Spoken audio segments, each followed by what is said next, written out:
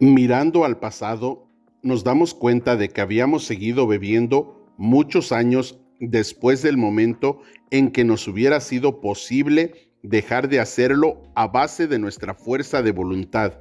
Si alguien duda de que ya haya entrado en este peligroso terreno, que haga la prueba de apartarse del licor durante un año. Si realmente es un alcohólico y su caso está muy avanzado, hay escasas posibilidades de éxito. Al principio de nuestra época de bebedores, hubo ocasiones en que permanecimos sin beber por un año o más tiempo, para después transformarnos en serios bebedores. Pese a que uno pueda dejar de beber por un periodo considerable, puede ser, sin embargo, un alcohólico potencial. Creemos que pocos de los que sienten el llamamiento de este libro pueden permanecer sin beber aún durante un año. Algunos estarán borrachos al día siguiente de haber hecho sus resoluciones, la mayoría de ellos en unas cuantas semanas.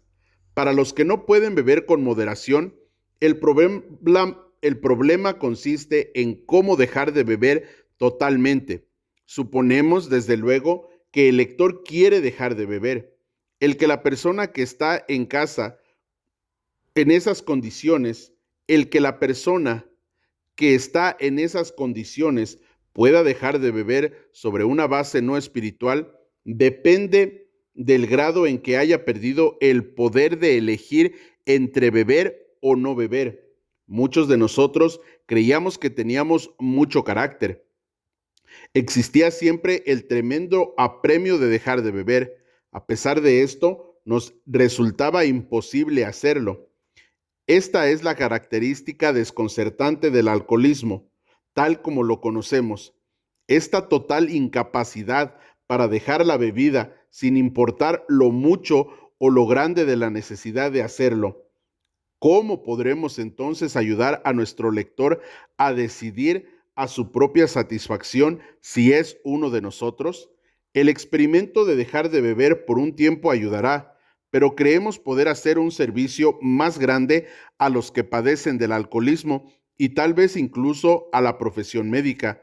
Por lo tanto, describiremos algunos de los estados mentales que preceden a la recaída en la bebida, porque obviamente este es el punto crucial del problema. ¿Qué clase de pensamiento predomina en el alcohólico que repite una y otra vez el desesperante experimento de la primera copa? Los amigos que han razonado con él después de una borrachera que le ha llevado hasta el punto del divorcio o la bancarrota, se quedan desconcertados cuando lo ven ir directamente a la cantina. ¿Por qué lo hace? ¿En qué está pensando? Nuestro primer ejemplo es el amigo a quien llamaremos Jim. Este individuo tiene una esposa y una familia encantadoras. Heredó una lucrativa agencia de automóviles. Tiene una recomendable hoja de servicio de la guerra mundial. Es un buen vendedor y goza de simpatías generales. Es un hombre inteligente, normal hasta donde podemos ver, excepto por su índole nerviosa. No bebió hasta los 35. Al cabo de unos cuantos años, se ponía tan violento cuando bebía que hubo necesidad de internarlo. Al salir del centro de tratamiento, se comunicó con nosotros. Le hablamos de lo que sabíamos acerca del alcoholismo y de la solución que habíamos hallado. Puso manos a la obra. Su familia se reunió nuevamente y empezó a trabajar como vendedor en el negocio que había perdido por sus borracheras.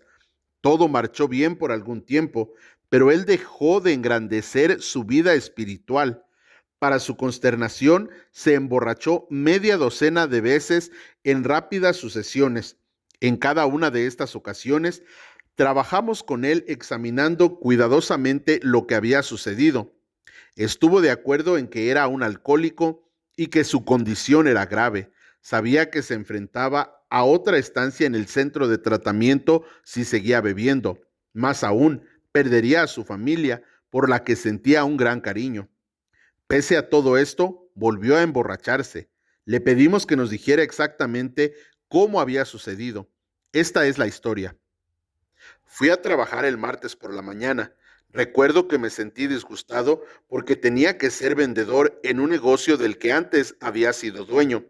Crucé unas palabras con el patrón, pero no fue nada serio. Entonces decidí irme al campo en mi automóvil a ver a un posible cliente. En el campo sentí hambre y me detuve en un lugar donde hay una cantina. No tenía intención de beber, solamente pensé en comerme un sándwich. También se me ocurrió que podía encontrar algún cliente en ese lugar ya conocido, porque lo había frecuentado durante años. Me senté ante una mesa y pedí un sándwich y un vaso de leche. Todavía no pensaba en beber. Luego pedí otro sándwich y decidí tomarme otro vaso de leche. Repentinamente cruzó por mi mente la idea de que si le pusiera una onza de whisky a la leche no podría hacerme daño, teniendo el estómago lleno. Pedí el whisky y se lo eché a la leche. Vagamente percibí que no estaba siendo muy vivo, pero me tranquilicé pensando que estaba bebiendo el licor con el estómago lleno. El experimento iba tan bien que pedí otro y lo eché en más leche. Esto no pareció molestarme, así que lo repetí. Así empezó para Jim un viaje más al centro de tratamiento.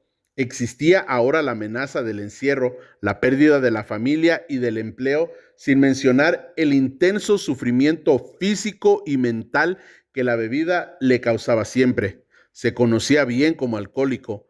A pesar de esto, eran apartadas fácilmente todas las razones para no beber a favor de la disparatada idea de que podía tomar whisky si lo mezclaba con leche. Cualquiera que sea la definición precisa de la palabra, nosotros la llamamos simplemente locura. ¿Cómo puede llamársele de otro modo a semejante desproporción de la capacidad para pensar cuerdamente? Puedes creer que este es un caso extremo. Para nosotros no lo es, porque esta manera de pensar ha sido característica de cada uno de nosotros. A veces hemos reflexionado más que Jim acerca de las consecuencias, pero siempre se produjo el curioso fenómeno mental de que, paralelo al razonamiento cuerdo, se le ocurrió alguna excusa insanamente trivial para tomar la primera copa. Nuestra cordura no fue suficiente para frenarnos. La idea insana predominó. Al día siguiente nos preguntábamos con toda seriedad y sinceridad, ¿cómo había podido suceder eso? En algunas circunstancias hemos ido a emborracharnos deliberadamente, sintiéndonos justificados por el nerviosismo, la ira, la preocupación, la depresión, los celos o cualquier otra cosa por el estilo. Pero aún tratándose de esta forma de empezar, estamos obligados a admitir que nuestra justificación por una bebetoria fue insanamente insuficiente, tomando en cuenta lo que siempre había pasado. Ahora vemos que cuando empezábamos a beber deliberadamente en vez de casualmente, durante el periodo de premeditación, nuestra manera de pensar en lo que podrían ser las terribles consecuencias era poco seria o efectiva. Con respecto a la primera copa, nuestro proceder es tan absurdo e incomprensible como el de un individuo, pongamos por caso que tiene la manía de cruzar a media calle.